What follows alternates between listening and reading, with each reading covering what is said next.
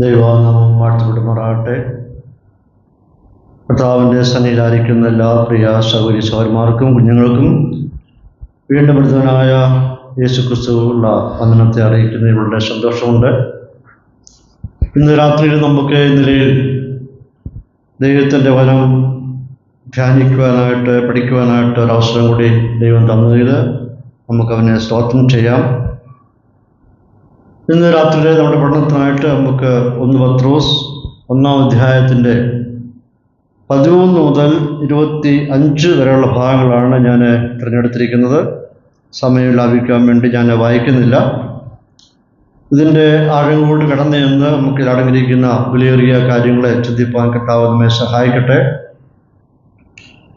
ഈ വേദഭാഗങ്ങളിലേക്ക് നാം കടന്നു ചെല്ലുമ്പോൾ അത് ദൈവത്തിൻ്റെ ആത്മാവ് ദൈവസഭയ്ക്ക് നൽകിയിരിക്കുന്ന, അഥവാ പത്രോസ് ആർക്കാണോ എഴുതിയിരിക്കുന്നത് അവർക്ക് നൽകിയിരിക്കുന്ന ഒരു ദൂതാണിത്. അതിൽ നിന്നും നമുക്ക് വേണ്ടായിരിക്കുന്ന ആത്മീയ പ്രചോദനങ്ങൾ, പാഠങ്ങൾ ഉൾക്കൊണ്ട് നമ്മുടെ ജീവിതത്തെയും അതനുസരിച്ച് ക്രമീകരിക്കുക എന്നുള്ളതാണ് ദൈവത്തിൻ്റെ ആത്മാവ് ഇവിടെ ഉദ്ദേശിക്കുന്നത്. ഈ 13 മുതൽ 16 വരെയുള്ള ഭാഗങ്ങളിലോട്ട് നമ്മുടെ ശ്രദ്ധയെ നമ്മൾ കടത്തിക്കൊണ്ട് പോകുമ്പോൾ ഈ ഭാഗത്ത് അപ്പോസ്തലനായ പത്രോസ് 5 വിവിധങ്ങളായിരിക്കുന്ന പ്രബോധനങ്ങൾ തൻ്റെ വായനക്കാർക്ക് നൽകിയാണ്.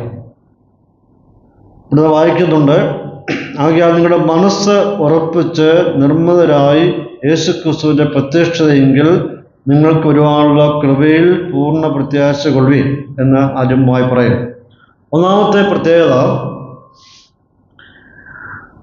നിങ്ങളുടെ മനസ്സ് ഉറപ്പിപ്പിൻ എന്ന് പറയുന്നു.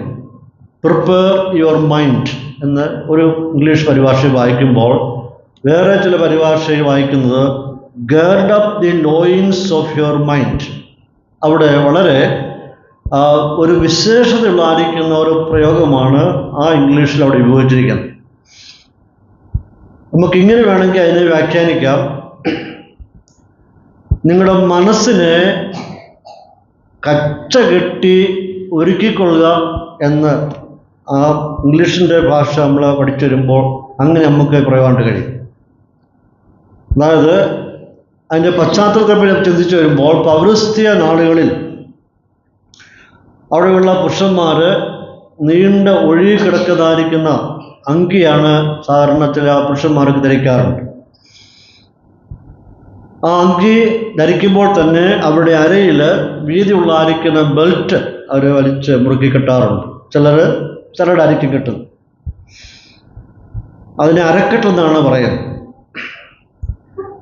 അവർക്ക് എപ്പോഴെങ്കിലും കഠിനമായ ജോലി ചെയ്യുകയോ വേഗത്തിൽ നടക്കേണ്ട സാഹചര്യങ്ങൾ ഉണ്ടാവുകയോ ചെയ്യുമ്പോൾ അവർ അങ്കി മുകളിലോട്ട് പിടിച്ചിട്ട് അതിന് മുകളിലായ ബെൽറ്റ് അല്ലെങ്കിൽ ചരട് ഇങ്ങനെ വലിഞ്ഞ് മുറുക്കും, ടൈറ്റായിട്ട് നിർത്തും. അതിൻ്റെ ഉദ്ദേശം ജോലി ചെയ്യുവാനായിട്ട് തടസ്സം ഉണ്ടാകാത്ത നിലയിൽ അവർ അര ഇങ്ങനെ വരിഞ്ഞ് മുറുക്കി കിട്ടുക എന്നുള്ളതാണ്. അപ്പോൾ അതിൻ്റെ അർത്ഥം അവർക്ക് സ്വാതന്ത്ര്യത്തോടെ നടക്കുക അല്ലെങ്കിൽ സ്വാതന്ത്ര്യത്തോടെ ജോലി ചെയ്യുവാനുള്ളായിരിക്കുന്ന അവസരം അവർ ഒരുക്കിയെടുക്കുക എന്നുള്ളതാണ്. അതേ രീതിയിൽ തന്നെയാണ് പത്രോസ് തൻ്റെ വായനക്കാരോട് പറയുന്നത്, നിങ്ങളുടെ മനസ്സിനെ നിങ്ങൾ ഒരുക്കി മുറുക്കി കെട്ടിക്കൊള്ളുവിൻ. അതാണ് മനസ്സ് ഉറപ്പിപ്പിൻ എന്ന് പറയുന്നതിൻ്റെ അർത്ഥം. അപ്പോൾ ഇവിടെ പറയുന്നതിൻ്റെ ഉദ്ദേശം എന്ന് പറയുന്നത്, ഇപ്പോൾ പത്രോസിൻ്റെ ഈ വായനക്കാരായിരിക്കുന്ന വിശ്വാസികൾ അവരെല്ലാവരും അഭയാർത്ഥികളായിട്ട് ഈ പല സ്ഥലങ്ങളായിട്ട് കുടിയേറിപ്പോയിരിക്കുകയാണ്. ഈ സന്ദർഭത്തിൽ പലവിധമായിരിക്കുന്ന സമ്മർദ്ദങ്ങളിൽ കൂടിയാണ് അവർ കടന്നു പോകുന്നത്. ഇനിയും എന്താണ് സംഭവിക്കാൻ പോകുന്ന ചിന്ത അവരെ ഭരിക്കുന്നുണ്ട്. എങ്ങനെയൊക്കെ തീരും സാഹചര്യങ്ങൾ എന്ന് അവരെ ഭരിക്കുന്നുണ്ട്. ഞങ്ങളുടെ ഭാവി എങ്ങനെയായിത്തീരും എന്നവർ ചിന്തിക്കുന്നുണ്ട്. ഒരു മാറ്റം ഉണ്ടാകുമോ, സ്വന്തം ദേശത്തൊക്കെ മടങ്ങി വരുമോ എന്നുള്ള ചിന്ത അവർക്കുണ്ട്. അത് ഇവിടെ തന്നെ ആയിരിക്കുമോ, ഞങ്ങളുടെ അന്ത്യം ഇവിടെ മരിക്കുമോ, ഇങ്ങനെയുള്ള ആയിരിക്കും ഒരുപാട് ആശങ്കകളാണ് ഇപ്പോൾ ഈ ദൈവജനത്തിന് അവരുടെ മനസ്സിൽ കൂടി കണ്ടു പോകുന്നു. ആ സന്ദർഭത്തിൽ പത്രോസ് അവരെ ഓർപ്പിക്കുകയാണ്, ഒരു കാരണവശാലും നിങ്ങൾ ഈ സാഹചര്യങ്ങളായിരിക്കുമ്പോൾ നിങ്ങളുടെ മനസ്സ് പതറിപ്പോകാനായിട്ട് പാടില്ല. മനസ്സ് പതറിപ്പോകരുത്. നിങ്ങളുടെ ചിന്തകളെ നിങ്ങൾ നിയന്ത്രിക്കേണ്ട ആവശ്യമാണ്. ദൈവത്തിൻ്റെ അനുവാദമില്ലാതെ നിങ്ങളുടെ ജീവിതത്തിൽ ഒന്നും സംഭവിക്കത്തില്ല എന്ന് പത്രോസ് അവരെ ഓർപ്പിച്ച് ധൈര്യപ്പെടുത്തുകയാണ്. അതുകൊണ്ട് നിങ്ങളുടെ മനസ്സിനെ അരകെട്ടി മുറുക്കുന്ന പോലെ മനസ്സിനെയും നിങ്ങൾ പിടിച്ച് നിർത്തണം, അത് പതറിപ്പോകരുത് എന്ന് അവരെ ഓർപ്പിക്കുകയാണ്. എത്ര വളരെ ഭംഗിയായിട്ടാണ് പത്രോസ് അവരെ ഓർപ്പിക്കുന്നത്.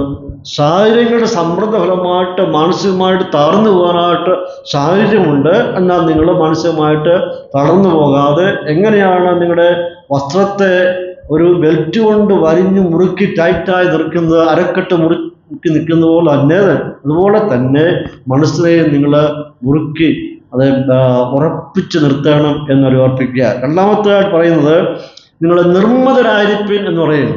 നിർമ്മതരായിരിപ്പിൻ. ഇവിടെ ഉപയോഗിച്ചിരിക്കുന്ന ഈ വാക്കിൻ്റെ അർത്ഥം, അത് യഥാർത്ഥമായി ചിന്തിച്ചു വരുമ്പോൾ ഒരിക്കലും നിങ്ങൾ മദ്യത്തിൻ്റെ ലഹരിയിൽ ആകാതെ ഇരിപ്പാൻ സൂക്ഷിച്ചുകൊള്ളുവിൻ എന്നാണ് എൻ്റെ അർത്ഥം. ഒരാൾ മദ്യപിച്ച് കഴിയുമ്പോൾ സംഭവിക്കാൻ നമുക്കറിയാം, അതിൻ്റെ ലഹരിയിലായിരിക്കും അടുത്ത ചില മണിക്കൂറുകൾ അദ്ദേഹം ജീവിക്കുന്നത്. മദ്യമായിരിക്കും അദ്ദേഹത്തെ നിയന്ത്രിച്ചുകൊണ്ടിരുന്നത്. രണ്ട് നിലകളിൽ നമുക്ക് ഈ നിർമ്മതനായിരിപ്പിൻ എന്ന് പറയുന്ന വാക്ക് നമുക്ക് ചിന്തിക്കാനായിട്ട് കഴിയും. ഒന്ന്,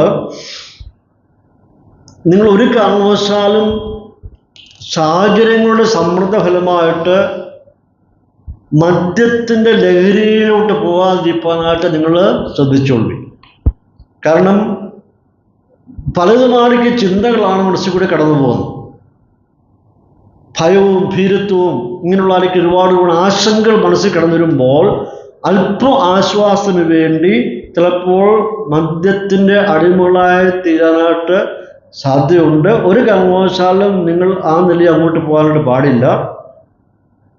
രണ്ടാമത്തെ കാര്യം, ലഹരിക്ക് അടിമപ്പെടുന്നത് പോലെ നിങ്ങളുടെ ചിന്താമണ്ഡലങ്ങൾ ഒരു കാരണവശാലും മോശമായ ചിന്തകൾ വന്ന് അടിയുവാനായിട്ട് ഇടയാകും.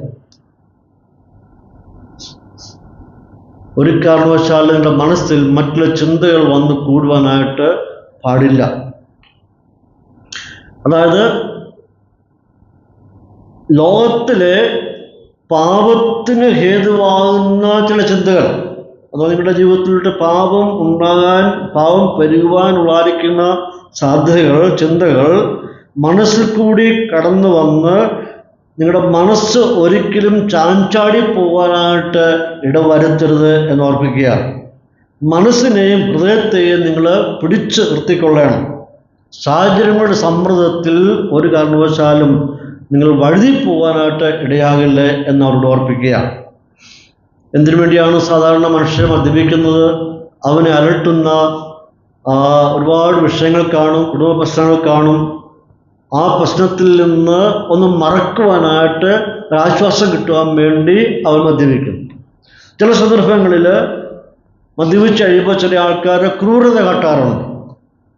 വേറെ ആൾക്കാർ സമനില തെറ്റി അവരുടെ ജീവിതത്തെ തന്നെ അവസാനിപ്പിക്കുവാനായിട്ടിടയായിത്തീരും. അപ്പോൾ വിശ്വാസികളോട് പത്രോസ് ഓർപ്പിക്കുകയാണ്, അവരുടെ സാഹചര്യങ്ങൾ അങ്ങനെയാണ്, ബഹുതമായിരിക്കുന്ന കഷ്ടങ്ങൾ കൂടി കടന്നുപോയിക്കൊണ്ടിരിക്കുകയാണ്.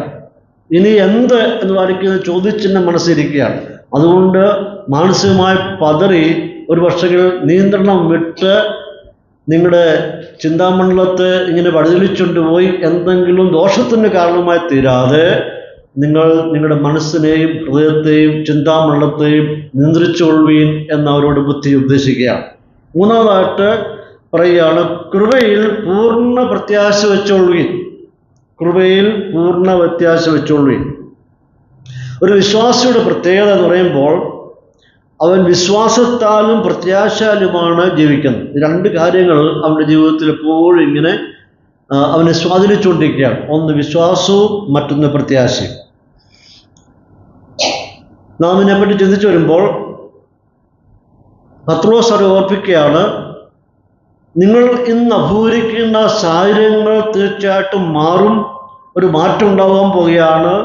പ്രശ്നങ്ങൾക്ക് പരിഹാരം ഉണ്ടാകാൻ പോവുകയാണ്. ഇന്നത്തെ സ്ഥിതിയെല്ലാം മാറുവാൻ പോവുകയാണ്. അതുകൊണ്ട് ഇന്നലകളിൽ നിങ്ങൾ ദൈവത്തിൽ നിന്ന് പ്രാപിച്ചായിരിക്കുന്ന നന്മകളെ ഓർത്ത് നന്ദി പറഞ്ഞുകൊണ്ടിരിക്കുകയും, ഇന്നലകളിൽ എങ്ങനെയായിരുന്നു ദൈവം നിങ്ങളോട് കരുണ കാണിച്ചത്, ദൈവം നിങ്ങളെ സ്നേഹിച്ചത്, കരുതിയത്, ഉപയോഗിച്ചത്, സംരക്ഷിച്ചത് എന്നൊക്കെ ഓർത്ത് നിങ്ങൾ ദൈവത്തിന് നന്ദി പറയുക. ഇവരിപ്പോഴും ഇവിടെ ആയിരിക്കുന്നത് എങ്ങനെയാണ്? ദൈവം അവരെ അവിടെ കൊണ്ട് പാർപ്പിച്ചിരിക്കുക, സുരക്ഷിതമായിരിക്കുന്ന സാഹചര്യത്തെ അവിടെ പാർപ്പിച്ചിരിക്കുന്നു. അതുകൊണ്ട് ഇന്നലകളിൽ ദൈവം നിങ്ങളോട് കാണിച്ചായിരിക്കുന്ന നന്മകളെയും കരുണകളെയും സംരക്ഷണത്തെ ഓർത്ത് നന്ദി പറഞ്ഞുകൊണ്ടിരിക്കുകയും, അപ്പോൾ തന്നെ ഇതിലും നന്മയ്ക്കായിട്ടുള്ളത് നാളെ നിങ്ങൾക്ക് ഇത് സംഭവിക്കുമെന്ന് പ്രത്യാശയോടെ കണ്ണുകൾ കൊണ്ട് നിങ്ങൾ കാണുകയും ചെയ്യാം. അപ്പോൾ ഇന്ന് അഭിമുഖീകരിക്കുന്ന പ്രശ്നങ്ങൾക്ക് തീർച്ചയായും മാറ്റം ഉണ്ടാവും. നാളെ നിങ്ങളെ ദൈവം കൊണ്ട് എത്തിക്കുന്നത് വേറൊരു തലങ്ങളിലായിരിക്കും എന്നോർത്തുകൊണ്ട് പ്രത്യാശയുടെ കണ്ണുകൾ കൊണ്ട് അതിനെ കാത്തിരിപ്പീൻ, അതിനോട് അങ്ങനെ നിങ്ങൾ അതിനെ കാണുവീൻ എന്ന് അവർ ഓർപ്പിക്കുകയാണ്. പ്രിയപ്പെട്ടവരെ, ഇന്നത്തെ നമ്മുടെ വെല്ലുവിളികളെയും പ്രശ്നങ്ങളെയും പ്രതിസന്ധികളെയും നാം സമാധാനത്തോടെ അഭിമുഖീകരിച്ചാൽ നാളെ ഇതിനേക്കാളും മെച്ചമായ നിലകളിലായിരിക്കും ദൈവം നമ്മെ കൊണ്ട് പാർപ്പിക്കുന്നത്. ഓരോ ദിവസത്തെയും സമ്മർദ്ദങ്ങളെ നേരിടേണ്ടത് വളരെ ആവശ്യമാണ്. അത് പത്രോസ് പറയുമ്പോൾ കൃപയോടുകൂടി, അത് പൂർണ്ണ പ്രത്യാശയോടുകൂടി നിങ്ങൾ അതിനെ അഭിമുഖീകരിക്കണം. നമ്മുടെ ജീവിതത്തിൽ ഓരോ ദിവസവും വെല്ലുവിളികളുണ്ട്, പ്രശ്നങ്ങളുണ്ട്, ജോലി സ്ഥലങ്ങളിലുണ്ട്, ശുശ്രൂഷ മേഖലകളുണ്ട്, കുടുംബത്തിലുണ്ട്. ഓരോ ദിവസവും ആരംഭിക്കുമ്പോൾ പുതിയ പുതിയ പ്രശ്നങ്ങൾ കൂടിയാണ് കടന്നു പോകുന്നത്. ഇന്നലത്തെക്കാളിൽ അധികമായ പ്രശ്നങ്ങളാണ് ഇന്ന് അഭിമുഖീകരിക്കുന്നത്, നാളെ അഭിമുഖീകരിക്കാൻ പോകുന്നത്. അപ്പോൾ ഓരോ പ്രശ്നങ്ങളെയും നാം എങ്ങനെയാണ് അതിനെ കാണേണ്ടത്? എപ്പോഴും ഒരു പോസിറ്റീവ് ചിന്താഗതിയോടുകൂടി ക്രിയാത്മകമായിട്ട് അതിനോട് നേരിടുന്നതെങ്കിൽ നാളെ നമ്മെ എത്തിക്കുന്നത് ഏറ്റവും മനോഹരമായിരിക്കുന്ന അവസ്ഥയെങ്കിലാണ്. അപ്പോൾ അവിടെ പറയുമ്പോൾ ക്രിസ്തുവിൻ്റെ വരവെങ്കിൽ എന്ന് അവിടെ ഓർപ്പിക്കുന്നു. അതായത് അതിൻ്റെ അർത്ഥം പറയുമ്പോൾ അതിനെ തുടർന്ന് നിങ്ങളുടെ കടന്നു പോകുന്ന സാഹചര്യങ്ങളിൽ കൂടി കടന്നു പോകുമ്പോൾ സംഭവിക്കാൻ പോകുന്നത്, ക്രിസ്തുവിൻ്റെ ന്യായാസനത്തിന് മുമ്പാകെ നിങ്ങൾ വന്ന് നിൽക്കുമ്പോൾ, ഈ ഭൂമിയിലെ വാസമെല്ലാം കഴിഞ്ഞ് കർത്താവിൻ്റെ ന്യായാസനത്തിന് മുമ്പാകെ നിൽക്കുമ്പോൾ, അന്ന് നിങ്ങളെ ദൈവം ഹോണർ ചെയ്യാൻ പോകുന്നതായിരിക്കുന്ന ഒരു ദിവസമാണ്. അന്ന് നിങ്ങൾക്ക് ബഹുമാനങ്ങൾ നൽകുന്നതായിരിക്കുന്ന ഒരു ദിവസമാണ്. ധന്യമായിട്ടുള്ള ഒരു ക്രിസ്തീയ ജീവിതം കാഴ്ചവെച്ചതിന് പ്രതിഫലങ്ങൾ വീതിച്ച് നൽകുന്നതായിരിക്കുന്ന സമയമാണ് ക്രിസ്തുവിൻ്റെ ന്യായാസനം എന്ന് പറയുന്നത്. ആ സന്ദർഭങ്ങളിൽ നമ്മുടെ ഓരോരുത്തരുടെയും പേര് വിളിച്ച് നമുക്ക് പ്രതിഫലങ്ങൾ വിധിച്ചു തരുന്നതായിരിക്കുന്ന ആ സന്ദർഭമാണ്. അതിനുവേണ്ടി നിങ്ങൾ പ്രത്യാശയോട് കാത്തിരിപ്പിൻ എന്ന് ഓർപ്പിക്കുകയാണ്. ഒരു ഭക്തന് എപ്പോഴും പറവാനായിട്ട് കഴിയുന്ന ഒരു പ്രത്യാശ എന്ന് പറയുന്നത്, അവന് എപ്പോഴും അത് ധൈര്യത്തോടെ പറവാൻ കഴിയുന്നതായിരിക്കുന്ന ചിന്ത എന്ന് പറയുന്നത്, പേർ വിളിക്കുന്ന നേരത്ത് എൻ്റെയും പേര് ഉണ്ടായിരിക്കും ആ കൂട്ടത്തിൽ എന്ന് അവൻ പ്രത്യാശയോടെ പറവാൻ കഴിയും. ഇതാണ് പ്രത്യാശ എന്ന് പറയുന്നത്. പേർ വിളിക്കും, കാണും എൻ്റെ പേരും എന്ന് പ്രത്യാശയോടെ പറവാനായിട്ട് ഓരോ ദൈവത്തിൻ്റെ പൈതലിനും ഇടയായിത്തീരും. കാരണം നമ്മുടെ പ്രത്യാശയിലേക്ക് വേണ്ടിയാണ് അവർ നമ്മെ വിളിച്ചത്. വലിയ പ്രതിഫലമുള്ളായിരിക്കുന്ന ഒരു അനുഭവത്തിലേക്കാണ് ദൈവം നമ്മെ വിളിച്ചിരിക്കുന്നത്. പ്രിയപ്പെട്ടവരെ, ഇന്ന് നമുക്ക് ഭൂമിയിൽ കഷ്ടങ്ങളും ഭാരങ്ങളും ഒക്കെ ഉണ്ട്, എല്ലാം ഉണ്ട്. എന്നാൽ വലിയ പ്രത്യാശയുടെ ദിവസത്തേക്ക് വേണ്ടി നമ്മെ വിളിച്ചിരിക്കുകയാണ്. വലിയൊരു ഒരു സമ്മാനങ്ങൾ നൽകുന്നതായിരിക്കുന്ന സുദിനങ്ങൾ നമ്മുടെ മുമ്പിൽ അത് അടുത്തുകൊണ്ടിരിക്കുകയാണ്. അതിനെ നമുക്ക് ഓർത്ത് പ്രത്യാശയോടെ ജീവിക്കാം. നാലാമതായിട്ട് ഇവിടെ പത്രോസ് പറയുന്നത്, മോഹങ്ങളെ നിങ്ങൾ മാതൃകയാക്കരുത്. അതായത് പണ്ട് നിങ്ങളുടെ അജ്ഞാനകാലത്തുണ്ടായിരുന്ന മോഹങ്ങളെ ഇനിയും മാതൃകയാക്കി പോരുത്. പണ്ടത്തെ ഒരു കാര്യം പത്രോസിനോട് ഓർപ്പിക്കുക. പണ്ട് നിങ്ങൾ എങ്ങനെയായിരുന്നു? അജ്ഞാനകാലത്ത് നിങ്ങൾ ജീവിച്ചിരുന്നവരായിരുന്നു. അതിനെ നിങ്ങൾ ഇനിയും മാതൃകയാക്കരുത്. അതായത് ദൈവത്തെപ്പറ്റിയും ആത്മീയതയെപ്പറ്റിയും അറിയാതെ ജീവിച്ചിരുന്ന ഒരു കാലഘട്ടം നിങ്ങൾക്കുണ്ടായിരുന്നു. ദൈവം ആരെന്നറിയാതെ, എന്തിനെ ആരാധിക്കണമെന്നറിയാതെ, ആത്മീയ ജീവിതത്തിന് പ്രാധാന്യം മനസ്സിലാക്കാതെ ജീവിച്ചിരുന്നായിരിക്കുന്ന അജ്ഞതയുടെ ഒരു കാലഘട്ടം ഉണ്ടായിരുന്നു. മോഹങ്ങൾക്കനുസരിച്ച് നമ്മുടെ ഇഷ്ടം പോലെ ജീവിച്ചിരുന്ന ഒരു കാലം ഉണ്ടായിരുന്നു. തെറ്റെന്ന് തിരിച്ചറിയാനായിട്ട് പാവമാണെന്ന് മനസ്സിലാക്കുവാനോ അത് അങ്ങനെ ചിന്തിക്കാതിരിക്കുന്ന ഒരു ചിന്തയില്ലാത്ത ഒരു കാലം. എന്താണ് തെറ്റ്, എന്താണ് പാപം എന്ന് പോലും ചിന്തിക്കാൻ പറ്റാതിരുന്ന ഒരു കാലഘട്ടം, അജ്ഞതയെ ജീവിച്ചെന്നായിരിക്കുന്ന ഒരു കാലഘട്ടം. ഇന്ന് അതിനെയൊക്കെ ഓർക്കുമ്പോൾ നമുക്ക് പലപ്പോഴും സങ്കടവും ദുഃഖവും തോന്നാറുണ്ട്. ഒരു കാലത്ത് നമ്മുടെയൊക്കെ പലരുടെയും ജീവിതം അങ്ങനെ ആയിരിക്കാം. ഒരുപക്ഷെ നല്ല ആത്മീയ കുടുംബത്തിൽ ക്രിസ്തീയ കുടുംബത്തിൽ ജനിച്ചു വളർന്നവർക്ക് അങ്ങനെ പറയാൻ കഴിയില്ല. എന്നാൽ അല്ലാത്തവർക്ക് പറയാൻ കഴിയും. അജ്ഞതയുടെ കാലഘട്ടങ്ങളിൽ ജീവിച്ചു നാരിക്കുന്ന ഒരു ഒരു ജീവിതം. അത് തന്നെ ആ കാലഘട്ടത്തെ ജീവിതവും പാപപ്രവൃത്തിയിൽ ഏർപ്പെടുന്ന ജീവിതത്തെ ഇന്ന് ഓർക്കുമ്പോൾ നമുക്ക് വലിയ സങ്കടമാണ് തോന്നുന്നത്. അത് കുറ്റബോധമാണ് ഉണ്ടാകാറുള്ളത്. എന്നാൽ പത്രോസ് ഓർപ്പിക്കുന്ന പണ്ട് നിങ്ങൾ ജീവിച്ചിരുന്ന അജ്ഞാതകാലത്തുള്ള മോഹങ്ങളോട് കടന്നു പോകാതെ ഇപ്പോൾ നിങ്ങളുടെ ജീവിതത്തിൽ ആന്തരികമായ മാറ്റം സംഭവിച്ചിരിക്കുന്നു. നിങ്ങളുടെ അവസ്ഥയ്ക്ക് പൂർണ്ണമായ മാറ്റം സംഭവിച്ചിരിക്കുന്നു. പഴയ നിലവാരത്തോട്ട് ഇനിയും കടന്നു പോകരുത്.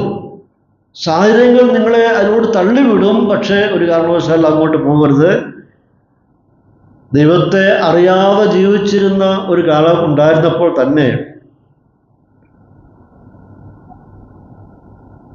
ഇപ്പോഴത്തെ അവസ്ഥ, ഇപ്പോൾ ദൈവത്തെ ആഴമായി അറിഞ്ഞിരിക്കുന്ന ഒരവസ്ഥ, ദൈവം ആരും തിരിച്ചറിഞ്ഞിരിക്കുന്ന അവസ്ഥ, ആരാധനയ്ക്ക് യോഗ്യൻ ആരോ തിരിച്ചറിഞ്ഞിരിക്കുന്ന ഒരവസ്ഥ.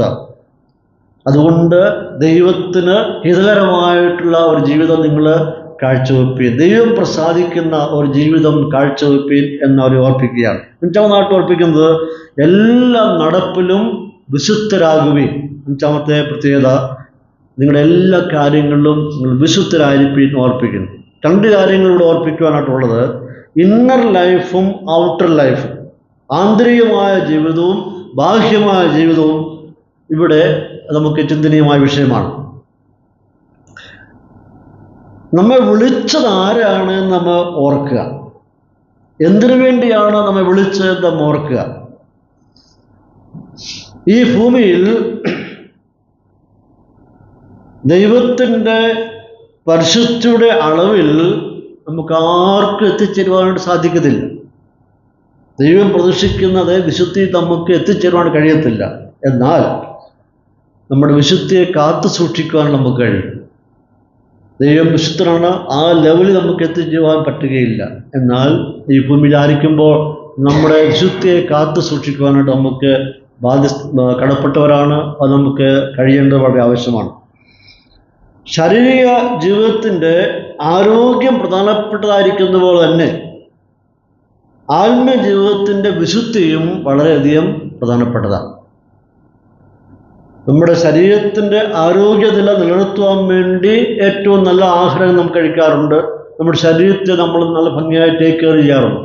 അതുപോലെ തന്നെ ആത്മീയ മനുഷ്യൻ്റെ ആത്മീയ ജീവിതത്തിനും ആവശ്യമായിരിക്കുന്ന ഒരു വിശുദ്ധമായിട്ടുള്ള ഒരു ജീവിതം. ശാരീരിക ജീവിതത്തിന് ഊർജവും ഉന്മേഷവും ആരോഗ്യവും ആവശ്യമായിരിക്കുന്ന പോലെ തന്നെ ആത്മീയ ജീവിതത്തിന് ആത്മീയ ആരോഗ്യവും ആവശ്യമായിരിക്കുന്നു. അവിടെ നിന്നുകൊണ്ട് പത്രോസ് 16-ാം വാക്യത്തിൽ കടന്നു വരുമ്പോൾ അവിടെ നിന്നുകൊണ്ട് പത്രോസ് വായനക്കാരുടെ ചിന്തയെ ലേവ്യാപുസ്തകം 11:44 കൊണ്ടുപോവുകയാണ്. എന്തുകൊണ്ട് വിശുദ്ധ ജീവിതം പ്രധാനമായിരിക്കുന്നു എന്നവർ ഓർപ്പിക്കുവാൻ വേണ്ടി അവരുടെ ചിന്തകളെ ലേവ്യാപുസ്തകത്തിലൂടെ കൊണ്ടുപോവുകയാണ്. അവിടെ ഞാൻ വായിക്കുന്ന ഇപ്രകാരമാണ്. ലേവ്യ 11:44 വായിക്കുന്നു, ഞാൻ നിങ്ങളുടെ യഹോവയാകുന്നു, ഞാൻ വിശുദ്ധനാകിയാൽ നിങ്ങളെ തന്നെ വിശുദ്ധീകരിച്ച് വിശുദ്ധരായിരിക്കണം. 19:2 20:17 ലേവ്യാപുസ്തകം 19:2 20:17 ഈ ഭാഗങ്ങളിലെല്ലാം ഈ വാക്യങ്ങൾ ആവർത്തിച്ചിരിക്കുകയാണ്. എന്താണ് ആവർത്തിക്കുന്നത്? ഞാൻ വിശുദ്ധനായിരിക്കാൽ നിങ്ങളും വിശുദ്ധരായിരിക്കും. അത് ദൈവത്തിൻ്റെ ആയിരിക്കുന്ന ഒരു പ്രമാണമാണ്. അതിനെ പത്രോസ് ഓർപ്പിക്കുകയാണ്. എല്ലാ നടപ്പിലും നിങ്ങൾ വിശുദ്ധരായിരിക്കും. ഇത് ദൈവത്തിൻ്റെ ഒരു ഡിമാൻഡാണ്. ആ ഡിമാൻഡ് നാം പാലിക്കുവാൻ കടപ്പെട്ടവരാണ്. എന്നാൽ നാം പുതിയ നിയമസഭയിലേക്ക് കടന്നു വരുമ്പോൾ പുതിയ നിയമസഭയ്ക്ക് കൂടുതൽ പദവി ലഭിച്ചവരാണ്. പഴയ നിയമസ്ഥന്മാർക്ക് ലഭിച്ചതിനേക്കാളും കൂടുതൽ പദവി നമുക്ക് ലഭിച്ചു. ആ പദവി എന്ന് പറയുന്നത് രക്ഷിക്കപ്പെട്ട നാളിൽ ദൈവത്തിൻ്റെ പരിശുദ്ധാത്മാവ് നമ്മെ ആത്മാവിനാൽ സ്നാനം കഴിപ്പിച്ച് സഭയോട് ചേർത്തു. നമ്മൾ എന്നേക്കിരിക്കുവാനായിട്ട് ദൈവത്തിൻ്റെ പരിശുദ്ധാത്മാവിനെ നമുക്ക് തന്നിരിക്കുന്നു. നമ്മെ ദൈവത്തിൻ്റെ ആത്മാവിനാൽ മുദ്രവിട്ട് സൂക്ഷിച്ചിരിക്കുകയാണ്. ഒരുപാട് പരിശുദ്ധാത്മാവിൻ്റെ പ്രവർത്തനങ്ങൾ നമ്മുടെ ജീവിതത്തിൽ നടന്നു കഴിഞ്ഞു. എന്നാൽ പഴയ നിയമത്തിൽ കടന്നു ചെല്ലുമ്പോൾ പഴയ നിയമസ്ഥന്മാരുടെ പ്രത്യേകത, പഴയ നിയമ കാലഘട്ടത്തിലെ പ്രത്യേകത, ദൈവത്തിൻ്റെ പരിശുദ്ധാത്മാവ് വന്നും പോയി നിൽക്കുന്ന സന്ദർഭങ്ങളായിരുന്നു. പെർമനൻ്റായിട്ട് ആരിലും വാസം ചെയ്തിരുന്നില്ല. ദൈവാത്മാവ് വരുന്നു, ഒരു കാര്യം ചെയ്യുന്നു, പൂർത്തീകരിക്കുന്നു, മടങ്ങിപ്പോകും, സ്ഥിരമല്ല. എന്നാൽ കർത്താവ് പറഞ്ഞത് എന്താണ്? ഞാൻ പിതാവിനോട് പറഞ്ഞ് ദൈവത്തിൻ്റെ പരിശുദ്ധാത്മാവിനെ എന്നേക്കും നിങ്ങൾ ഇരിക്കേണ്ടതിന് അയക്കും. അപ്പോൾ നമ്മുടെ പ്രത്യേകത എന്താണ്? ശ്വാസയുടെ പ്രത്യേകത ദൈവത്തിൻ്റെ ആത്മാവ് നമ്മളിൽ വാസം ചെയ്യുന്നു എന്നുള്ളതാണ്. പഴയ വിസ്തരക്കാട്ടിലും അല്പം കൂടെ പദവി ലഭിച്ചവരാണ് നാം എല്ലാവരും. നമ്മുടെ പ്രത്യേകത ദൈവത്തിൻ്റെ ആത്മാവ് നമ്മളിൽ വാസം ചെയ്യുന്നു. ഈ പദവി പഴയ നിയമ വിശുദ്ധന്മാർക്ക് ലഭിച്ചിരുന്നില്ല. പുതിയ നിയമസഭയ്ക്ക് മാത്രമായി നൽകപ്പെട്ട ഒരു അനുഗ്രഹമാണ് ദൈവത്തിൻ്റെ ആത്മാവ് നമ്മളിൽ വാസം ചെയ്യുക. ആത്മസ്നാനം, ആത്മമുദ്ര, ആത്മനിറവ്, ഇതൊക്കെ നമുക്ക് ലഭിച്ചിരിക്കുന്ന പ്രത്യേക പദവികളാണ്. ഈ പരിശുദ്ധാത്മാവ് നമ്മൾ എന്താ ചെയ്തുകൊണ്ടിരിക്കുന്നത്? നമുക്കറിയാം. പാപത്തെക്കുറിച്ചും നീതിയെക്കുറിച്ചും ന്യായവിധിയെപ്പറ്റിയും നമുക്ക് ബോധം വരുത്തിക്കൊണ്ടിരിക്കും. അപ്പം അങ്ങനെയാണെന്നുണ്ടെങ്കിൽ നമ്മളിൽ ഈ പരിശുദ്ധാത്മാവ് വാസം ചെയ്യുന്നുവെങ്കിൽ, നമുക്ക് ഈ പരിശുദ്ധാത്മാവിൻ്റെ മുദ്ര ലഭിച്ചിരിക്കുന്നു എങ്കിൽ തീർച്ചയായിട്ടും നമുക്ക് നമ്മുടെ വിശുദ്ധിയെ മെയിൻറ്റെയിൻ ചെയ്തു പോകാനായിട്ട് സാധിക്കണം. കാരണം അവരെക്കാളിലും വിശേഷമുള്ളതാണ് നമ്മൾ. ദൈവത്തിൻ്റെ ആത്മ നമ്മൾ വസിക്കുന്നു. അപ്പോൾ നമ്മുടെ ജീവിത വിശുദ്ധിയെ നന്നായ രീതിയിൽ മെയിൻറ്റെയിൻ ചെയ്ത് പോകാനായിട്ട് നമുക്ക് സാധിക്കേണ്ട വളരെ ആവശ്യമാണ്. അപ്പോൾ ഇവിടെ പത്രോസ് 5 കാര്യങ്ങൾ ഉപയോഗിച്ചിരിക്കുക. 5 പറയുകയാണ്. 1, നിങ്ങളുടെ മനസ്സിനെ നിങ്ങൾ ഉറപ്പിപ്പീൻ. 2, നിങ്ങൾ നിർമ്മതരായിരിപ്പീൻ. 3, കൃപയിൽ പൂർണ്ണ പ്രത്യാശ വെച്ചോളുവീൻ. 4, നിങ്ങളുടെ പഴയ മോഹങ്ങളെ നിങ്ങൾ ഒരു കാരണവശാലും മാതൃകയാക്കി ഇനി മുമ്പോട്ട് പോകരുത്. 5, നിങ്ങളുടെ എല്ലാ നടപ്പിലും നിങ്ങൾ വിശുദ്ധരായിരിക്കും എന്നിവിടെ പറയുകയാണ്. ഇനിയും 17 മുതൽ 21 വരെയുള്ള ഭാഗത്തേക്ക് കടന്നു വരുമ്പോൾ, 17-ാം വാക്യത്തിൽ കടന്നു വരുമ്പോൾ, ഒരുവൻ തൻ്റെ ജീവിതത്തിൽ വിശുദ്ധിയെ കാത്തു സൂക്ഷിക്കേണ്ടതിന് കാരണം എന്താണെന്ന് ഇവിടെ പറയാം. 17-ാം വാക്യത്തിൽ ഇവിടെ പറയുമ്പോൾ, നിങ്ങൾ പിതാവേ എന്ന് വിളിക്കുന്ന ദൈവത്തെ നിങ്ങൾ എങ്ങനെ വിളിക്കുന്നു? പിതാവേ എന്ന് വിളിക്കുന്നു. നിങ്ങൾ പിതാവേ എന്ന് വിളിക്കുന്ന ദൈവം അവൻ ന്യായം വിധിക്കുന്നതും കൂടിയാണ്. അവനൊരിക്കലും മുഖപക്ഷം കാണിക്കുന്നില്ല എന്ന് പറയുക. ദൈവത്തിന് ആരോടും മുഖപക്ഷമില്ല. അവനവൻ്റെ പ്രവൃത്തിക്കനുസരിച്ച് ദൈവം ന്യായം വിധിക്കുന്നതിനാണ് എന്ന് 17-ാം വാക്യത്തിൽ പറയുക. പിതാവേ എന്നൊരാൾ വിളിക്കണമെന്നുണ്ടെങ്കിൽ ആർക്കാണ് പറ്റുക?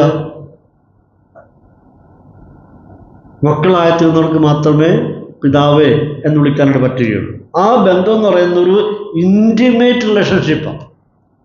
നാം നമ്മുടെ പിതാക്കന്മാരെ വിളിക്കുന്നത് അങ്ങനെയാണല്ലോ, ഒരു ഇൻറ്റിമേറ്റ് റിലേഷൻഷിപ്പാണ്. അപ്പോൾ പിതാവേ എന്ന് വിളിക്കുമ്പോൾ ഒരു ഇൻറ്റിമേറ്റ് റിലേഷൻഷിപ്പാണ്, വളരെ ക്ലോസ് റിലേഷൻഷിപ്പാണ് നമുക്കുള്ളത്. ഏറ്റവും അടുത്ത ബന്ധമാണ് നമുക്ക് പിതാവാൻ ദൈവത്തോടുള്ളത്. അങ്ങനെ അടുത്ത ബന്ധം ഉള്ളപ്പോൾ തന്നെ ഇപ്പോൾ ഒത്തിരി ഫ്രീഡം നമുക്കുണ്ട്. അടുത്ത ബന്ധമുള്ളതുകൊണ്ട് ഒത്തിരി ഫ്രീഡം ഉണ്ട്. ആ ഫ്രീഡം ഒരു കാരണവശാലും മിസ്യൂസ് ചെയ്യാനായിട്ട്,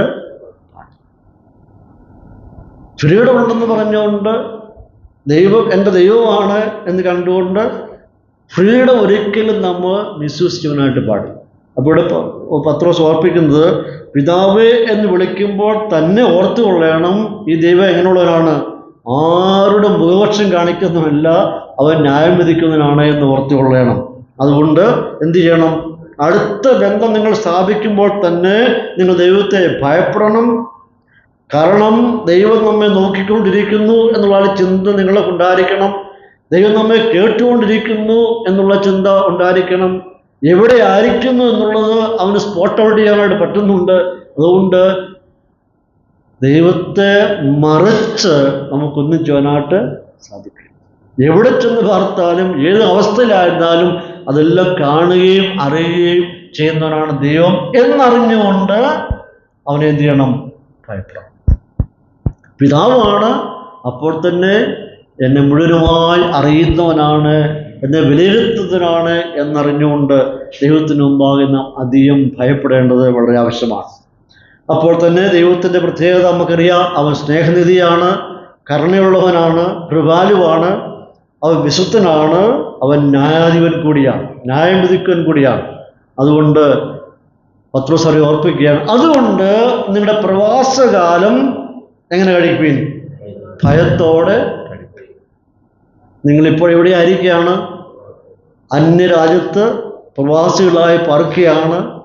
പ്രവാസികളായി പാർക്കുമ്പോൾ സ്വന്തം രാജ്യമല്ല, പേടിച്ചൊക്കെയാണ് താമസിക്കുന്നത്, വിറയിലൂടെയാണ് പാർക്കുന്നത്, എന്തു സംഭവിക്കുമെന്ന് അറിഞ്ഞുകൂടാ. അതുകൊണ്ട് നിങ്ങൾ ഓർത്തുകൊള്ളുക, നിങ്ങളെ വിളിച്ച ദൈവം വിശുദ്ധനാണ്, അവൻ ആരോടും ഭൂപക്ഷം കാണിക്കുന്ന ദൈവമല്ല. ആകയാൽ നിങ്ങൾ കഴിക്കുന്ന ഈ ചുരുങ്ങിയ പ്രവാസകാലം എങ്ങനെ കഴിക്കണം? ഭയത്തോടെ കഴിച്ചുകൊള്ളുകയും. എത്ര ഗൗരവമായ നിലയിലാണ് പത്രോസ് ഓർപ്പിക്കുന്നത്. പ്രിയപ്പെട്ടവരെ, നമ്മുടെയും ആത്മീയജീവിതം ഈ നിലയിൽ തന്നെ ആയിരിക്കട്ടെ. വളരെ ഭയത്തോടുകൂടി നമ്മൾ പ്രവാസകാലം കഴിക്കുക. കാരണം അവൻ നമ്മെ മുഴുവനുമായി കാണുകയും അറിയുകയും ചെയ്യുന്നവനാണ്. ഞാൻ വിശുദ്ധനായിരിക്കയാൽ നിങ്ങളും വിശുദ്ധരായിരിക്കും. നമുക്കറിയാം, പഴയ നിയമത്തിലൂടെ നാം കടന്നു ചെല്ലുമ്പോൾ യഹൂദന്മാർ ദൈവത്തിൻ്റെ ഏറ്റവും പ്രധാനപ്പെട്ട നാമമായിരിക്കുന്ന പേരായിരിക്കുന്ന യഹോവ എന്നവർ വിളിക്കാറില്ല. എഴുത്തുകളിൽ മാത്രമേ ഉള്ളൂ. പറയുമ്പോൾ ഒരിക്കലും യഹോവ എന്ന് പറയാറില്ല. കാരണം ആ പേര് പറയുവാൻ അവർക്ക് പേടിയാണ്. അത്രയ്ക്ക് ബഹുമാനമുള്ളായിരിക്കുന്ന, പേടിയുള്ളായിരിക്കുന്ന പേരാണ് യഹോവ എന്ന് പറയുന്നത്. അതിന് പകരം അവരെപ്പോഴും ഉപയോഗിക്കുന്നത് അഡോണായി എന്നാണ്, യജമാനനെ എന്നാണ് അവർ ഉപയോഗിക്കുന്നത്. ആ വാക്യം അവർ ഉപയോഗിക്കാറുള്ളൂ. അപ്പോൾ അത്രമാത്രം പേടിയാണ് ദൈവത്തിൻ്റെ പേര് പറയാനായിട്ട്. അപ്പോൾ ദൈവത്തിൻ്റെ പേര് പറയാൻ പേടിയാണെന്നുണ്ടെങ്കിൽ ദൈവത്തിൻ്റെ സ്വഭാവം എങ്ങനെയുള്ളതായിരിക്കും? പേര് ഇത്രയും ഗൗരവമാണെങ്കിൽ ദൈവത്തിൻ്റെ പ്രവൃത്തികൾ എത്രമാത്രമായിരിക്കും? പേടിച്ചാണോ വയ്ക്കുന്നത്? അതുകൊണ്ട് അഡോണായി എന്ന് മാത്രമേ പറയാറുള്ളൂ. നാം ദൈവത്തെ ഏത് നിലയിലാണ് ഭയപ്പെടുന്നത്? നമുക്ക് ഒത്തിരി ദൈവത്തെ അറിയാവുന്നതുകൊണ്ട് പലപ്പോഴും നമുക്ക് ദൈവത്തോട് വലിയ പേടിയൊന്നുമില്ല. കാരണം ഒത്തിരി ദൈവത്തെ അറിയാം, ഒത്തിരി അറിഞ്ഞു, ഒത്തിരി വായിക്കാറുണ്ട്, ഒത്തിരി കേട്ടു. ദൈവത്തെപ്പറ്റിയുള്ള ഒരുപാട് അറിവുകളുള്ളതുകൊണ്ട് എന്ത് ചെയ്യുന്നു? നമുക്ക് ദൈവത്തോട് സമീപിക്കുന്ന വളരെ ലാഘവത്തോടു കൂടിയാണ്. ഒരിക്കൽ ഒരു മനുഷ്യപ്രായം പറയുണ്ടായി, അതിപ്രധാനമായതിനോട് അമിത സമ്പർക്കം പുലർത്തിയാൽ അപകടമാണ്. അതായത് ഒരു ട്രാൻസ്ഫോമർ ഇരിക്കുന്നിടത്ത് അത് അപകടകാരിയാണ്. അതിനോട് ചെന്ന് ആവശ്യമില്ലാതെ അതിനോട് സമ്പർക്കം പുലർത്തിയാൽ എങ്ങനെ ഇരിക്കും എന്നതുപോലെ തന്നെ ദൈവം എന്ന് പറയുന്നത് അവൻ ഭയങ്കരനാണ്, ന്യായാധിപനാണ്, ന്യായം വിധിക്കുന്നവനാണ്. അവൻ ആരോടും ദോഷം കാണിക്കുന്നവരല്ല, ആരോടും പ്രത്യേകത ഒന്നുമില്ലാത്തവനാണ്, അതിശക്തനാണ്. അങ്ങനെയാണെന്നുണ്ടെങ്കിൽ തൻ്റെ രക്തത്താൽ വിളിച്ച് വേദനിക്കപ്പെടുന്ന നാം ദൈവത്തോട് അഭിമുഖീകരിക്കുന്നത് എങ്ങനെയാണ്? വളരെ ഭയത്തോടുകൂടി, ഭക്തിയോടുകൂടി, വിനയത്തോടുകൂടി നാം ദൈവത്തെ ആരാധിക്കേണ്ട ആവശ്യമാണ്. പ്രിയപ്പെട്ടവരെ, ചില സന്ദർഭങ്ങളൊക്കെ നമുക്ക് ഏറ്റുപറച്ചിൽ ആവശ്യമാണ്, അനുതാപം ആവശ്യമാണ്, കരച്ചിൽ ആവശ്യമാണ്, അവൻ്റെ മുമ്പിൽ വീഴേണ്ടത് ആവശ്യമാണ്. അവൻ വിശുദ്ധനാണ്. ദൈവത്തിൻ്റെ ഡിമാൻഡ് എന്ന് പറയുന്നത് ഞാൻ വിശുദ്ധനായിരിക്കുന്നതുകൊണ്ട് നിങ്ങളും വിശുദ്ധരായിരിക്കും. 18ഉം 19ഉം വാക്യത്തിലേക്ക് കടന്നു വരുമ്പോൾ ഇവിടെ വളരെ പരിചയമുള്ളായിരിക്കുന്ന ഒരു വാക്യമാണ് ഉപയോഗിച്ചിരിക്കുന്നത്. നാം പലപ്പോഴും അത് ചിന്തിക്കാറുണ്ട്. ഈ വാക്യം ഇവിടെ ആരംഭിക്കുന്നതിൻ്റെ പശ്ചാത്തലം പഠിച്ചു കഴിയുമ്പോൾ വീണ്ടും ജനിക്കാത്ത ഒരാളിൻ്റെ പശ്ചാത്തലമായിട്ടാണ് നമുക്കവിടെ കണ്ടുവരുന്നത്. അവർ പിതൃപാരമ്പര്യമായി വ്യർത്ഥമായി ജീവിച്ചു വന്നിരിക്കുന്ന ഒരു സമൂഹം, നിഷ്ഫലമായിട്ടുള്ള ഒരു ജീവിതം നയിച്ചു വന്നിരുന്ന ഒരു സമൂഹം. ഇവിടെ നമുക്ക് ഈ വാക്ക് ചിന്തിക്കുമ്പോൾ നമുക്ക് മനസ്സിലോട്ട് ഒരുപക്ഷെ കടന്നു വരുന്ന ചിന്ത എന്ന് പറയുന്നത്, ഈ പറയുന്ന കൂട്ടര് ഒരുപക്ഷെ ജാതീയ പശ്ചാത്തലത്തിൽ നിന്ന് വന്നിട്ടുള്ളവരാണോ എന്ന് നമുക്ക് ചിന്തിക്കുവാനായിട്ട് ഇടയായിട്ട്. കാരണം അവിടെ പത്രോസ് ഉപയോഗിക്കുന്നത് ഇവരെ വീണ്ടെടുത്തത് എങ്ങനെയാണ് എന്ന് പത്രോസ് ആ ഭാഗത്ത് വ്യക്തമാക്കുക. അവിടെ പറയുന്നത് എന്താണ്? വ്യർത്ഥവും പാരമ്പര്യമുള്ള നിങ്ങളുടെ നടപ്പിൽ നിന്ന് നിങ്ങളെ വീണ്ടെടുത്തിരിക്കുന്നത് പൊന്നെ, വെള്ളി മുതലായ അഴിഞ്ഞു പോകുന്ന വസ്തുക്കളെ കൊണ്ടല്ല, ക്രിസ്തു എന്ന നിർദോഷവും നിഷ്കളങ്കവുമായ കുഞ്ഞാടിൻ്റെ വിലയേറിയ രക്തം കൊണ്ടത്രേ എന്ന് നിങ്ങൾ അറിയുന്നുവല്ലോ. അതിൻ്റെ ആരംഭവാക്ക് ചിന്തിക്കുമ്പോൾ നിങ്ങളുടെ പാരമ്പര്യം എങ്ങനെയുള്ളതായിരുന്നു? വ്യർത്ഥവും പാരമ്പര്യമുള്ള നിങ്ങളുടെ നടപ്പിൽ നിന്ന് നിങ്ങളെ വീണ്ടെടുത്തിരിക്കുന്നു. അപ്പോൾ പത്രോസ് എഴുതുന്ന ഈ കൂട്ടരുടെ പശ്ചാത്തലം എങ്ങനെയായിരുന്നു? വ്യർത്ഥമായി ജീവിച്ചിരുന്നവർ, ആചാരങ്ങളോ അനുഷ്ഠാനങ്ങളോ ഒന്നുമില്ലാത്തവർ, ദൈവമായിട്ട് ബന്ധമില്ലാതെ ജീവിച്ചിരുന്നവർ, ആരാധന സംവിധാനങ്ങളുമായിട്ട് ബന്ധമില്ലാതിരുന്നവർ, യാഗങ്ങളുമായിട്ട് ബന്ധമില്ലാതിരുന്നവർ, വ്യർത്ഥമായിട്ട് ജീവിച്ചിരുന്ന അവരെ ദൈവം എങ്ങനെയാണ് വീണ്ടെടുത്തത്? ഇവിടെ പറയുന്നത് വീണ്ടെടുത്തത് എന്തുകൊണ്ടല്ല എന്ന് പറയുമ്പോൾ തന്നെ എന്തുകൊണ്ടാണ് എന്നും പറയും. എന്തുകൊണ്ടല്ല നിങ്ങളെ വീണ്ടെടുത്തത്, അപ്പോൾ തന്നെ എന്തുകൊണ്ടാണ് എന്നും പറയും.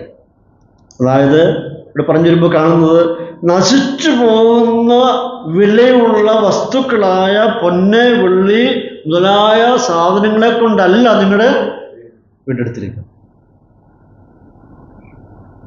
ആ കാലത്തും ഇന്നും വിലയേറിയ സാധനങ്ങളാണ് എന്ത്? പൊന്നും വെള്ളിയും. അതെല്ലാ കാലത്തും വിലയേറിയതാണ്.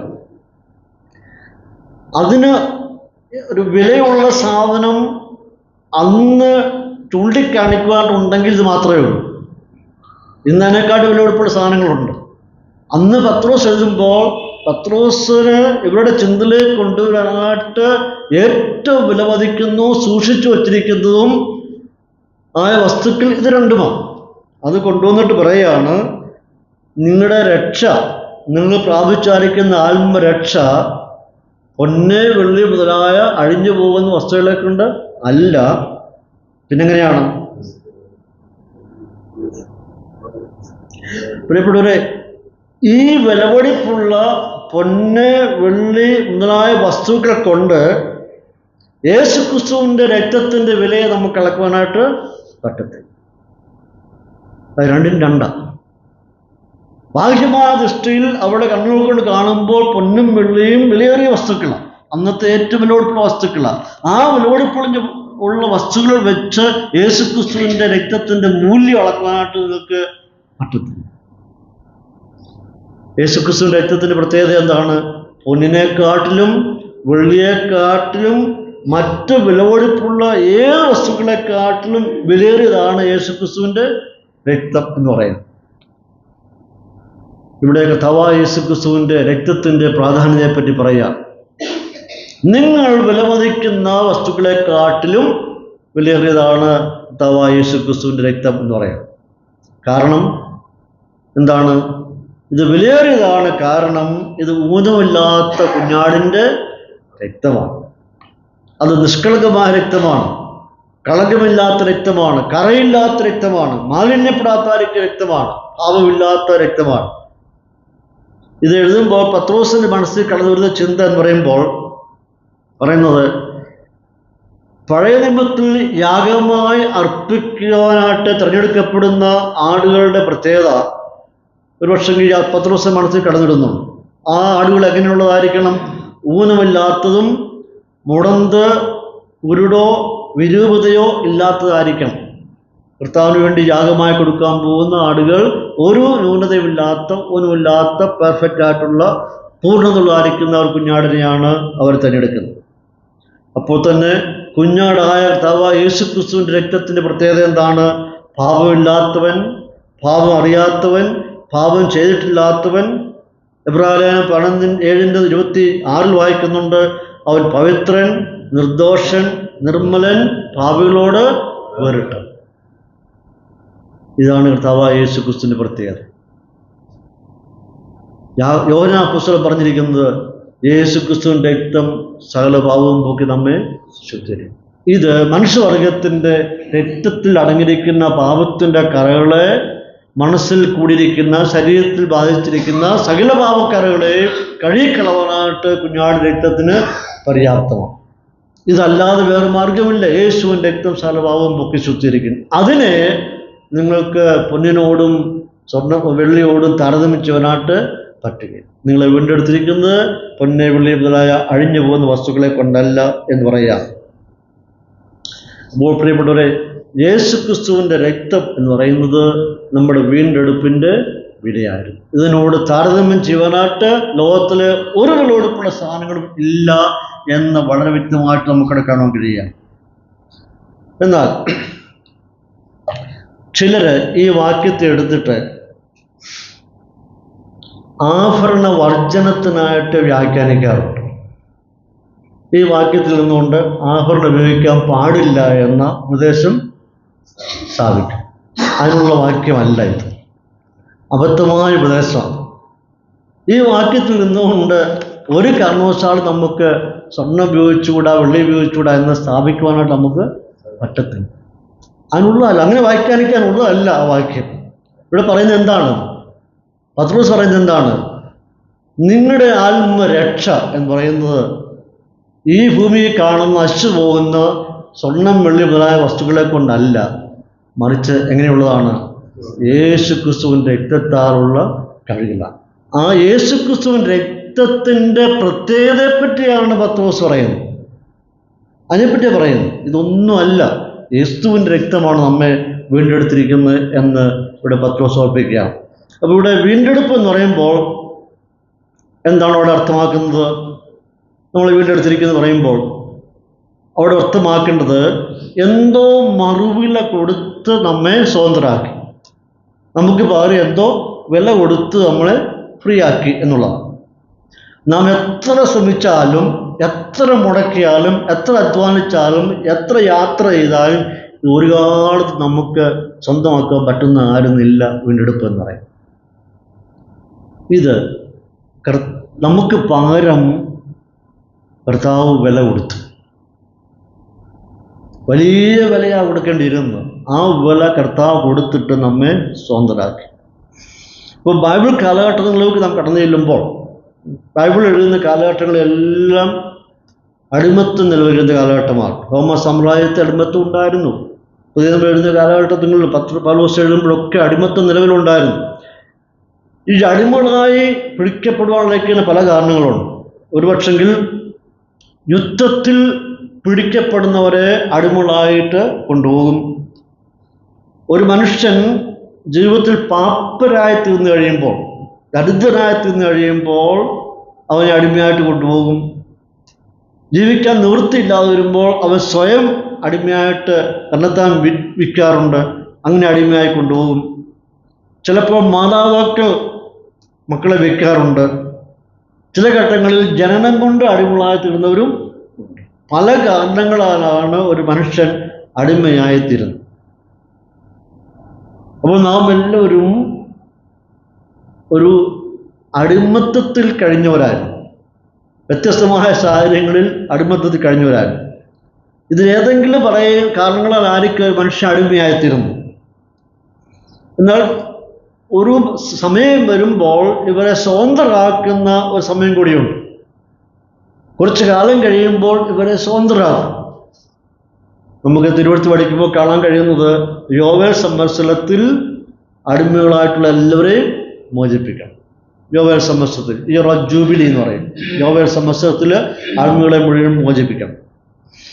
അപ്പോൾ ഇവിടെ ഈ അടിമയെ മോചിപ്പിക്കാനായിട്ട് വില കൊടുത്ത് കഴിഞ്ഞാൽ അവനെ മോചിപ്പിക്കുവാനായിട്ട് പറ്റും. അപ്പോൾ അതിനവർ ചെയ്യുന്നത്, ചില കാലഘട്ടങ്ങളിൽ അടിമകൾ ചെയ്യുന്നത് സ്പെയർ ടൈം കൂടി ജോലി ചെയ്ത് യജമാനൻ്റെ വില വീട്ടും. യജമാനൻ വില കൊടുത്താണ് വാങ്ങിച്ചിരിക്കുന്നത്. അപ്പോൾ സ്പെയർ ടൈം അവന് കിട്ടുന്നതുകൂടി അവൻ എന്ത് ചെയ്യുന്നു? ജോലി ചെയ്ത് അവൻ്റെ വില അവന് കൊടുത്ത് അവൻ സ്വതന്ത്രനാകാം. 2, യജമാനൻ ആവശ്യപ്പെടുന്നതിലും അധികം സമയം ജോലി ചെയ്ത് യജമാനൻ്റെ വില അവന് അടച്ചു തീർക്കണം. പലപ്പോഴും ഇവർക്കതിന് സാധിക്കാറില്ല. അതുകൊണ്ട് മറ്റുള്ളവരാരെങ്കിലും വന്ന് ഇവൻ്റെ വില കൊടുത്തിട്ട് അവനെ സ്വന്തം, കാരണം ഇവന് കൊടുക്കാനായിട്ട് പറ്റുകയില്ല. യജമാന് വലിയ വില കൊടുത്താണ് വാങ്ങിച്ചത്. ഇവൻ യജമാൻ്റെ പ്രോപ്പർട്ടിയാണ്, വില കൊടുക്കാൻ പറ്റുകയില്ല. അതുകൊണ്ട് പലപ്പോഴും ഇവന് പകരം വേറെ ആരെങ്കിലും അവന് വില കൊടുത്താണ് അവനെ സ്വതന്ത്രരാക്കുന്നത്. 1-ാം നൂറ്റാണ്ട് സഭകളിൽ ദാസന്മാരുമുണ്ട്, യജമാനന്മാരും ഉണ്ടായിരുന്നു.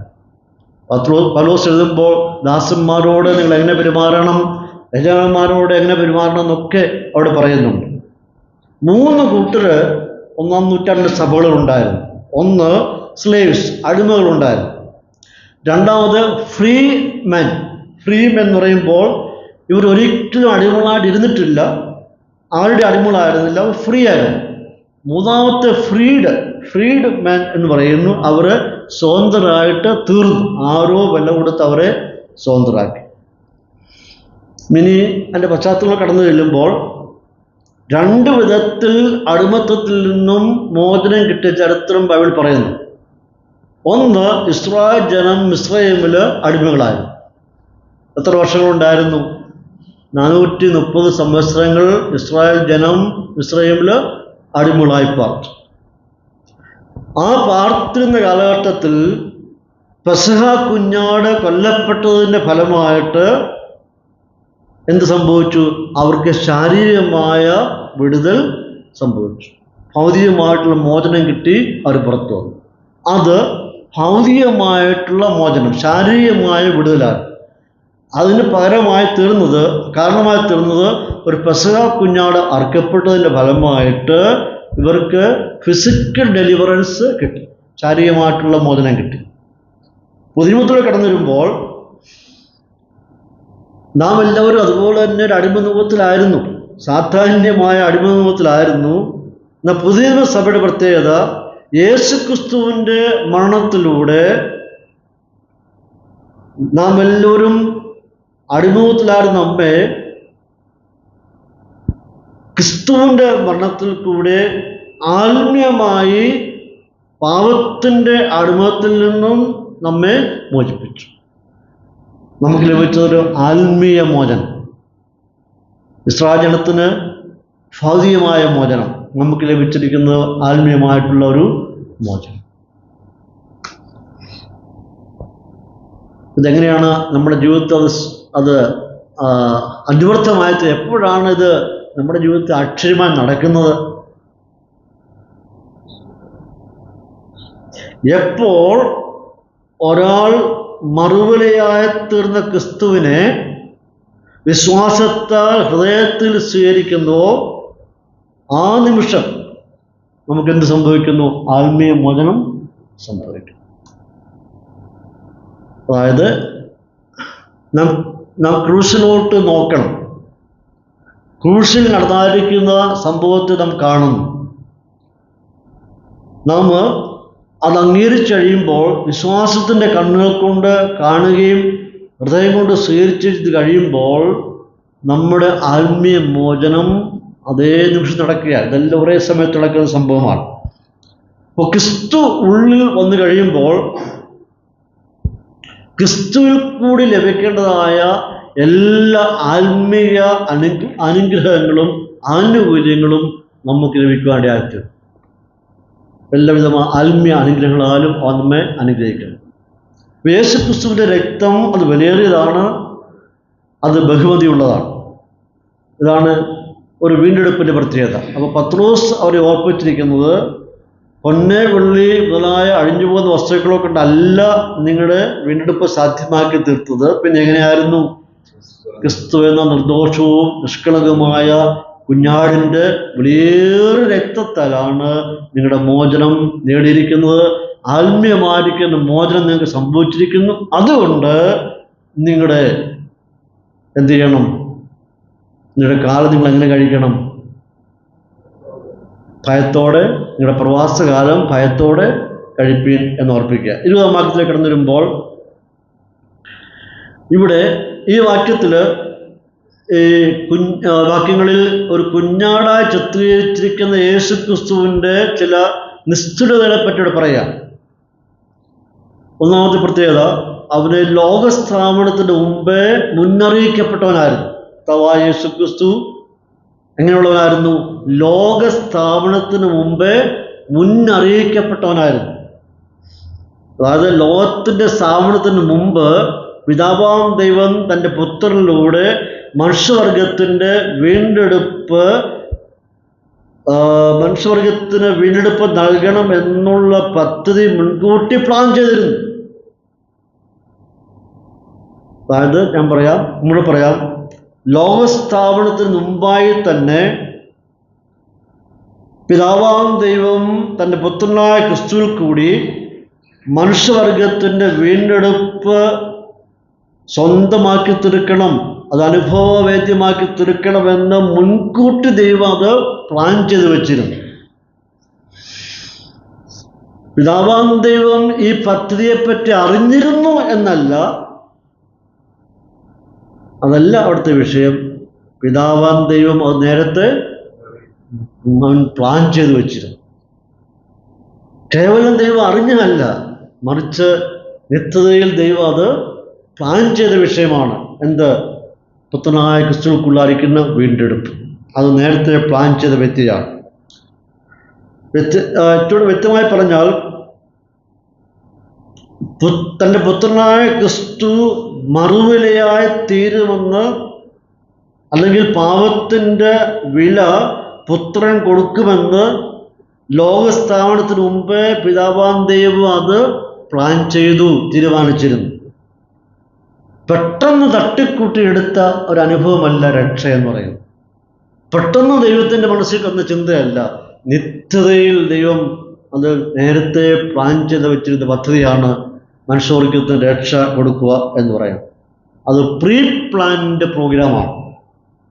ഇത് വ്യക്തമായിട്ട് പത്രോസ് സ്ഥാപിക്കുന്നത്, യേശു ക്രിസ്തുവിൻ്റെ രക്തം അതൊരു ആക്സിഡൻ്റ് അല്ല, മറിച്ച് എന്താണ്? അപ്പോയിൻമെൻ്റാണ്. ദൈവം നേരത്തെ തന്നെ അത് പ്ലാൻ ചെയ്ത പദ്ധതിയാണ് എന്നവിടെ കാണാൻ കഴിയുകയാണ്. 20-ാം വാക്യത്തിൻ്റെ 2-ാം ഭാഗത്ത് കടന്നു വരുമ്പോൾ ആ ഭാഗത്ത് വായിക്കുന്നത്, അവൻ മുഖാന്തരം ദൈവത്തിൽ വിശ്വസിക്കുന്ന നിങ്ങൾ നിമിത്തം ഈ അന്ത്യകാലത്ത് വെളിപ്പെട്ടവനും. അത് മുന്നമേ പ്ലാൻ ചെയ്ത പദ്ധതി, ഈ ലോകസ്ഥാപനങ്ങൾക്ക് മുമ്പേ പുത്രൻ കൂടി ദൈവം പ്ലാൻ ചെയ്യുന്ന ആ പദ്ധതി അന്ത്യകാലത്ത് എന്ത് ചെയ്യുന്നു? വെളിപ്പെട്ട് വന്നിരിക്കുന്നു. ഈ അന്ത്യകാലത്ത് വെളിപ്പെട്ട് വന്നിരിക്കുന്നു എന്ന് പത്രോസ് ഓർപ്പിക്കുക. ഏതാണ് ഈ അന്ത്യകാലം എന്ന് പറയുന്നത്? ഇവിടെ പത്രോസ് പറയുന്ന അന്ത്യകാലം ഏതാണ്? ഞാൻ ഒന്നുകൂടി ആവർത്തിക്കാം. മനുഷ്യവർഗത്തിൻ്റെ പാപത്തിൻ്റെ വില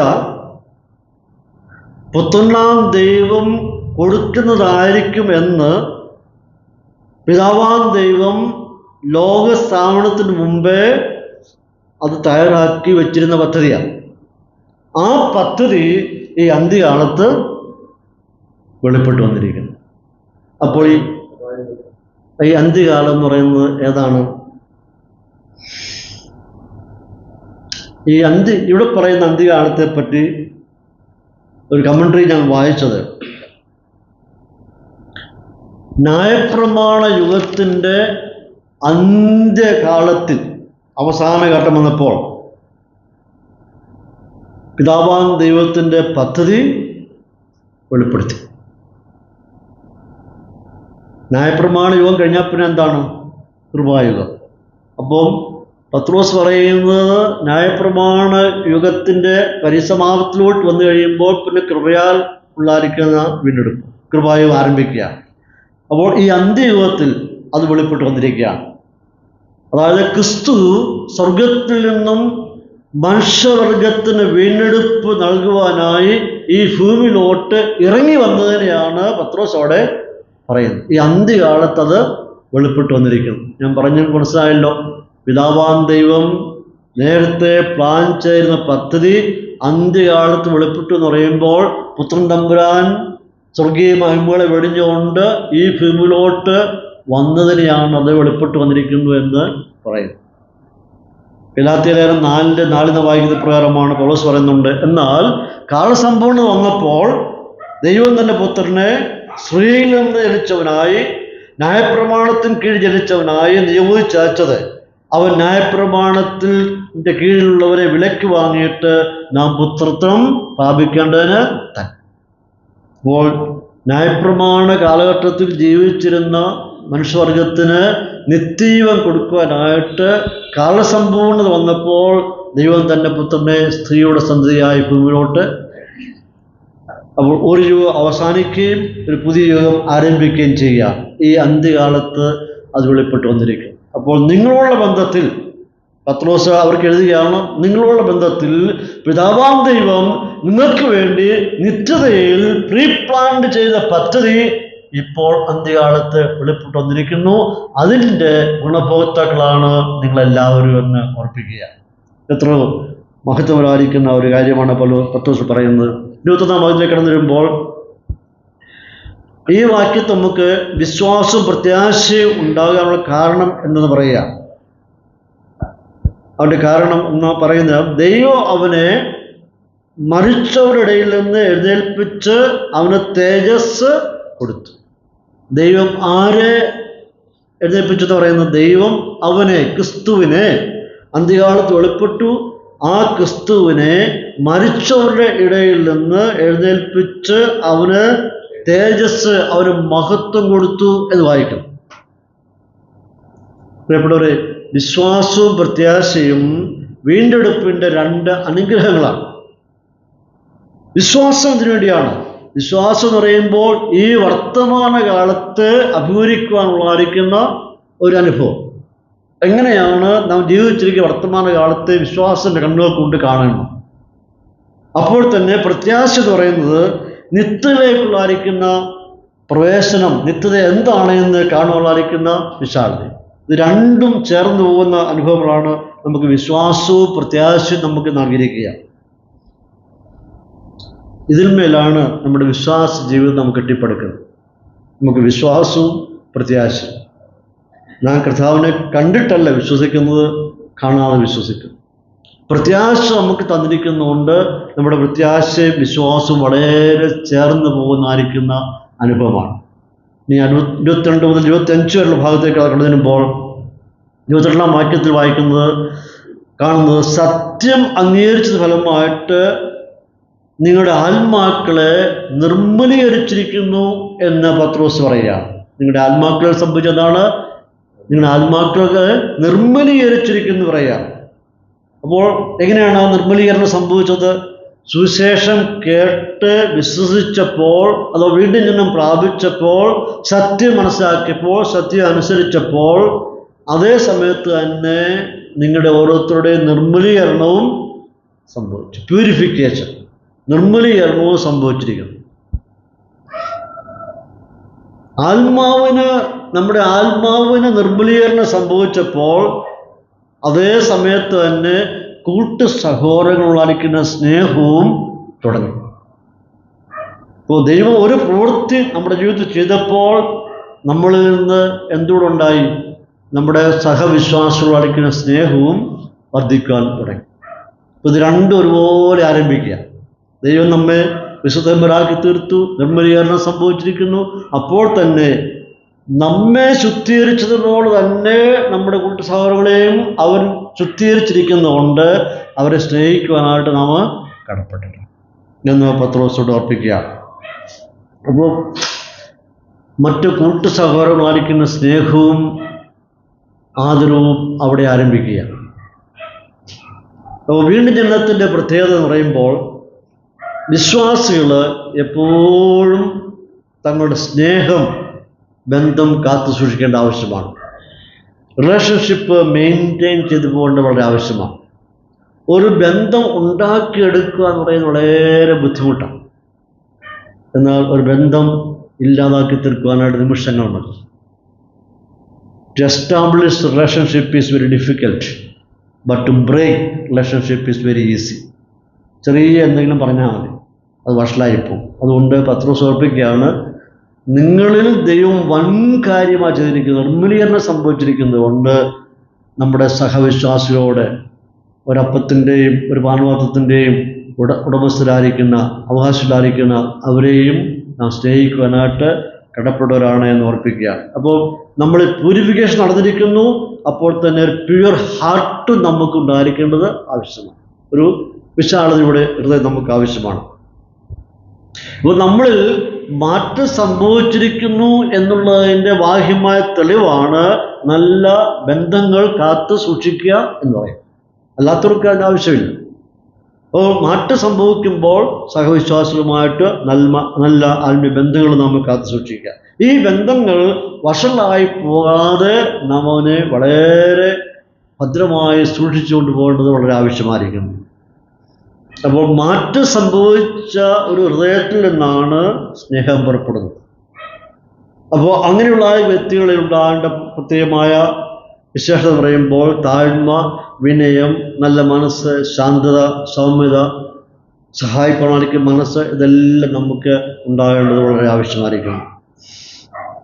അപ്പോൾ നമ്മുടെ ആത്മീയ ജീവിതം വളരെ തീഷ്ണതയുള്ളതും ഭക്തി നിർഭരമായിട്ടുള്ളതും വളരെ ആശക്തമായിട്ടുള്ളതും നമ്മുടെ സ്നേഹം എപ്പോഴും പ്രകടിപ്പിക്കുവാനായിട്ട് ഷെയർ ചെയ്യുവാനായിട്ട് മനസ്സുള്ളവരുമായിരിക്കണം എന്ന് ഓർപ്പിക്കുക. 23-ാം വാക്യത്തിൽ കടന്നു വരുമ്പോൾ ഈ വാക്യത്തിൽ പത്രോസ് തൻ്റെ വായനക്കാരെ അവരുടെ വീണ്ടും ജനന അനുഭവത്തിലേക്ക് കൊണ്ടുപോവുക. 23-ാം വാക്യത്തിൽ വീണ്ടും ജനിച്ചതിൻ്റെ പ്രോസസ്സ് എങ്ങനെയാണ് എന്ന് അവരെ ചില ഉദാഹരണ സഹിതം വെളിപ്പെടുത്തുക. 23-ാം വാക്യത്തിൽ കടന്നു വരുമ്പോൾ അവിടെ പത്രോസ് ഓർപ്പിക്കുക, നിങ്ങൾ എങ്ങനെയാണ് നിങ്ങളുടെ ജീവിതത്തിൽ വീണ്ടും ജനനം സംഭവിച്ചിരിക്കുന്നത്, ആ പ്രോസസ്സ് എങ്ങനെയായിരുന്നു എന്ന് പത്രോസിനോട് വളരെ ഭംഗിയായിട്ട് വർണ്ണിക്കുക. ഇങ്ങനെ വായിക്കുന്നത്, കെടുന്ന ബീജത്താലല്ല, കെടാത്തതിനാൽ ജീവനുള്ളതും നിലനിൽക്കുന്നതുമായ ദൈവവചനത്താൽ തന്നെ നിങ്ങൾ വീണ്ടും ജനിച്ചിരിക്കുന്നു. അപ്പോൾ എങ്ങനെയാണ് വീണ്ടും ജനനം എന്ന് പറയുന്ന പ്രോസസ്സ് നിങ്ങളുടെ ജീവിതത്തിൽ നടന്നത്? അവിടെ പറയുന്നത് കെടുന്ന ബീജത്താലല്ല, വേറെ ഭാഷയിൽ വിത്തിനല്ല, നശിച്ചു പോകുന്ന ബീജത്താലല്ല. ഇംഗ്ലീഷ് വായിക്കുമ്പോൾ സീഡ് എന്ന നശിച്ചു പോകുന്ന വിത്തിനല്ല, നശിച്ചു പോകാത്ത കെടാത്തായിരിക്കുന്ന നിലനിൽക്കുന്ന ദൈവവചനത്താലാണ് നിങ്ങൾ വീണ്ടെടുത്തിരിക്കുന്നത്. അപ്പോൾ രണ്ട് വിധത്തിലുള്ള സീഡിനെ പറ്റി, രണ്ട് വിധത്തിലുള്ള വിത്തിനെ പറ്റി പറയുകയാണ്. ഒന്ന് പെരീഷബിൾ സീഡും, രണ്ട് ഇംപെരീഷബിൾ സീഡും. നശിച്ചു പോകുന്ന വിത്തും നശിച്ചു പോകാത്ത വിത്തും രണ്ടായിട്ട് വേർതിരിക്കുകയാണ്. നമുക്കെല്ലാവർക്കും അറിയാം, ഒരു വിത്തിൽ നിന്നാണ് ഒരു പുതിയ ജീവന് ആരംഭിക്കുന്നത്. ഭൗതിക ലോകത്തിൽ ഒരു ജീവിതം ആരംഭിക്കുന്നത് ഒരു ചെറിയ വിത്തിൽ നിന്നാണ്. എന്നാൽ അപ്പോഴത്തെ മനസ്സിലാക്കേണ്ട വസ്തുത, ഭൗതിക ലോകത്തിൽ നിത്യജീവന തുടക്കം കുറിക്കുവാനായിട്ട് ഒരു വിത്തുമില്ല. അത് ദൈവവചനമാകുന്ന വിത്ത് മാത്രമേ. ബാക്കി ജീവജാലങ്ങൾക്കെല്ലാം ഒരു സീഡുണ്ട്, ഒരു വിത്തുണ്ട്.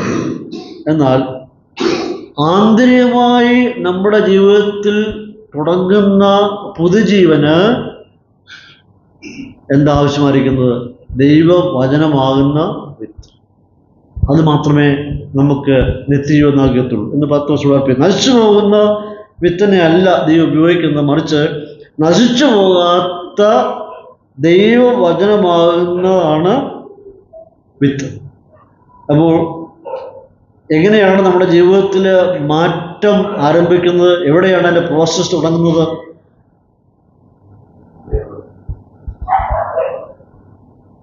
നശിച്ചു പോകാത്ത നിത്യമായിട്ടുള്ള ദൈവവചനമാണ് നമ്മുടെ നിത്യജീവന് വേണ്ടി ദൈവം വെച്ചിരിക്കുന്ന പദ്ധതി എന്ന് പറയും.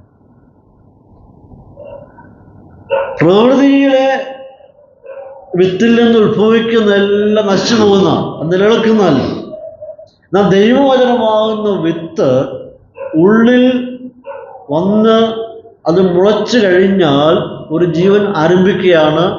ആ ദൈവവചനത്തിന് ഒരിക്കലും എന്തില്ല, നാശം സംഭവിക്കുന്നില്ല, അത് വളരുകയാണ്. അപ്പോൾ വീണ്ടും ജനനത്തിന്, ഒരു മനുഷ്യൻ്റെ വീണ്ടും ജനനത്തിന് പര്യാപ്തമായിരിക്കുന്ന ഏറ്റവും വലിയ കാര്യം എന്ന് പറയുന്നത് എന്താണ്? ദൈവത്തിൻ്റെ വചനം. ദൈവവചനം ഹൃദയത്തിൽ പ്രവർത്തിക്കാത്തത്തോളം കാലം രക്ഷ ആർക്കും നേടുവാനായിട്ട് പറ്റുകയില്ല. ദൈവവചനമാകുന്ന വിത്ത് ഹൃദയത്തിൽ കിളുക്കണം. കേൾക്കുന്നുണ്ട്, പക്ഷെ അത് കിളുക്കണം.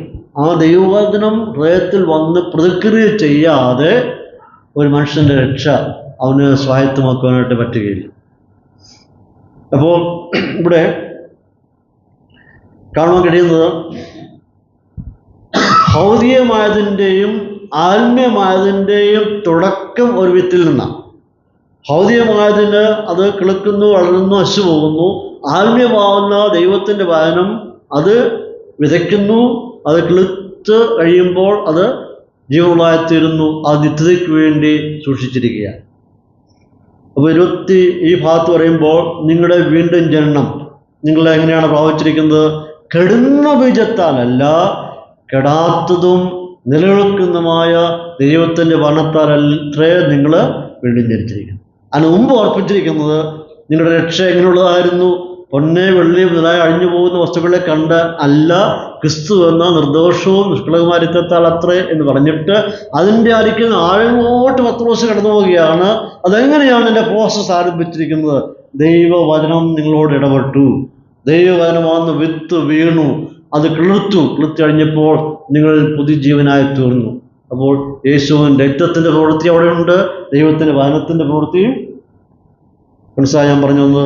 ദൈവവചനവും പ്രവർത്തിക്കുന്നു, യേശുവിൻ്റെ രക്തവും അവിടെ പ്രവർത്തിക്കുന്നു. ഇത് രണ്ടും കൂടെ ആയപ്പോഴേക്കും ഒരു മനുഷ്യൻ്റെ രക്ഷ അവിടെ സമ്പൂർണ്ണമായി തീരുകയാണ്. 24-25 വാക്യത്തിൽ കടന്നു വരുമ്പോൾ ഈ ഭാഗത്ത് 24-25 വാക്യം കടന്നു വരുമ്പോൾ ഈ ഭാഗം പത്രോസ് യെശയ്യാപ്രവചനം 40-6-8 വരെയുള്ള ഭാഗത്ത് ഉദ്ധരിക്കുകയാണ്. ഈ മുകളിൽ പറഞ്ഞിരിക്കുന്ന അത്രയും പറഞ്ഞ ഭാഗം സ്ഥാപിക്കുവാൻ വേണ്ടി പത്രോസ് ഈ ഭാഗം യെശയ്യാപ്രവചനത്തിൽ നിന്നും അത് കോട്ട് ചെയ്യുകയാണ്. എന്താണ് അവിടെ വായിക്കുന്നത്? സകല ജഡവും പുല്ലുപോലെയും അതിൻ്റെ ഭംഗിയെല്ലാം പുല്ലിൻ്റെ പൂ പോലെയും ആകുന്നു.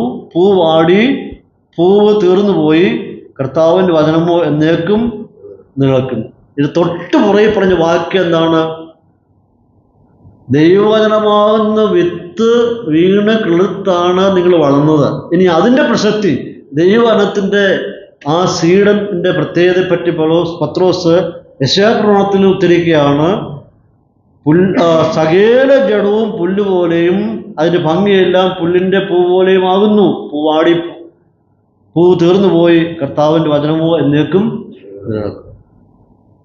ഇവിടെ 24-ാം വാക്യത്തിൽ മനുഷ്യജീവിതത്തെ പുല്ലിനോടും അതിൽ മുളയ്ക്കുന്ന പുഷ്പത്തോടും തുല്യം ചെയ്തിരിക്കുന്നു. ഭൂമിയിൽ പാർക്കുന്ന മനുഷ്യവർഗത്തെ അങ്ങനെ പത്രോസ് അതിനോട് തുല്യം ചെയ്യുകയാണ്. ഒരു പുല്ല് മനോഹരമായി വളർന്ന് ആരോഗ്യത്തോടെ വളർന്നു വരികയാണ്. അതിൽ മനോഹരമായ പൂക്കൾ വിരിയുന്നു. ചില മണിക്കൂറുകൾ മാത്രമേ അതുള്ളൂ. അടുത്ത സമയമാകുമ്പോഴേക്ക് അതെന്ത് ചെയ്യുന്നു? വാടിപ്പോകുന്നു, ചത്തുപോകുന്നു. അതോടെ അതിൻ്റെ ആയുസ് തീരുകയാണ്. അത് നിലനിൽക്കുന്നില്ല. പക്ഷെ അത് കിളുത്തു വരുമ്പോൾ മനോഹരമായിരുന്നു, സൗന്ദര്യമുള്ളതായിരുന്നു, സൗരഭ്യമുള്ളതായിരുന്നു, ആകർഷത്വമുള്ളതായിരുന്നു, എല്ലാം ശരിയാണ്. പക്ഷെ ഒരു സമയം കഴിഞ്ഞപ്പോൾ അത് കൊഴിഞ്ഞു പോകുന്നു, അത് നിർജീവമായി തീരുന്നു. പിന്നെ അതിൻ്റെ ആയിട്ടൊന്നും നിൽക്കുന്നില്ല. അല്പസമയത്തേക്ക് മാത്രമുള്ളതായിരുന്നു. അതിൻ്റെ ഓർമ്മ പിന്നെ ഇല്ലാതായിത്തീരുകയാണ്. അതുപോലെ മനുഷ്യജീവിതം അങ്ങനെ തന്നെയാണ്. ശരീരവും അതിൻ്റെ സൗന്ദര്യവും എല്ലാം താൽക്കാലികമാണ്. എന്നാൽ ഇവിടെ പറയുന്ന പത്രോസ് പറയുകയാണ് 25-ാം വാക്യത്തിൽ പറയുന്നത്, ദൈവവചനമോ എന്ത് ചെയ്യുന്നു? നിലനിൽക്കുന്നു.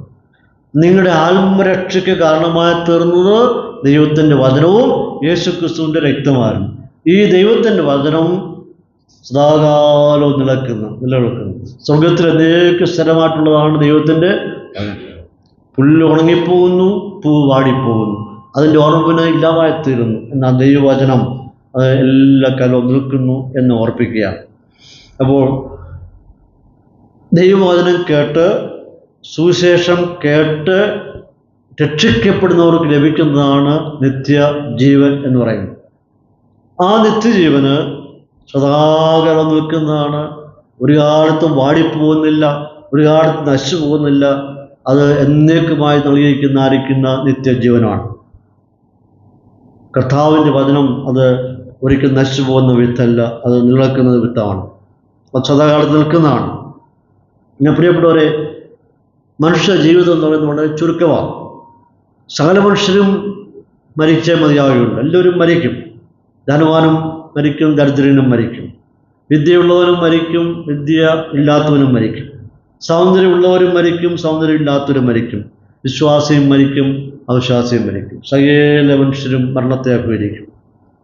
എന്നാൽ ഒരു ദൈവഭക്തൻ്റെ മരണത്തിൻ്റെ പ്രത്യേകത എന്താണ്? അവൻ മരിക്കുമ്പോൾ അവൻ്റെ ആത്മാവ് നിത്യ സ്വർഗത്തിലോട്ടും അവൻ്റെ ശരീരം എവിടോട്ട് പോകുന്നു? ശവക്കുഴിയിലോട്ടും. രണ്ടിടമാണ് പോകാനുള്ളത്. കർത്താവ് പ്രകാരം പറയുന്നുണ്ട്. യോഹന്നാന്റെ സുവിശേഷം 12 അധ്യായത്തിൽ 25-26 വാക്യം വായിക്കുന്നുണ്ട്.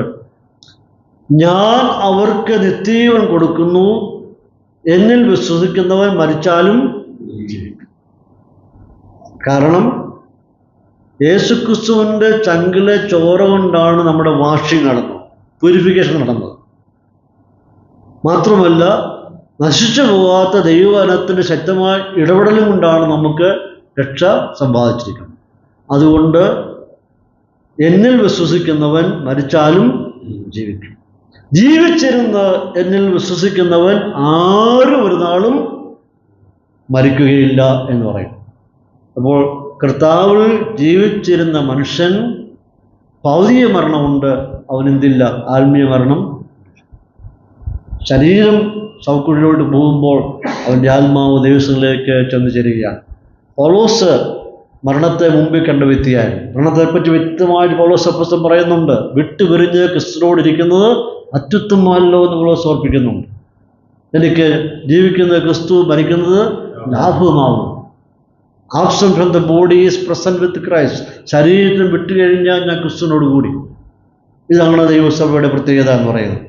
പ്രിയപ്പെട്ടവരെ, പത്രോസ് വിശ്വാസത്തെ ഓർപ്പിക്കുന്നത്, നിങ്ങളിൽ വലിയ പ്യൂരിഫിക്കേഷൻ നടന്നു, നിങ്ങളിൽ യേശുവിൻ്റെ രക്തത്തിൻ്റെ ഇടപെടലുണ്ടായിരുന്നു, നിങ്ങളിൽ ദൈവവചനത്തിൻ്റെ ഇടപെടലുണ്ടായിരുന്നു.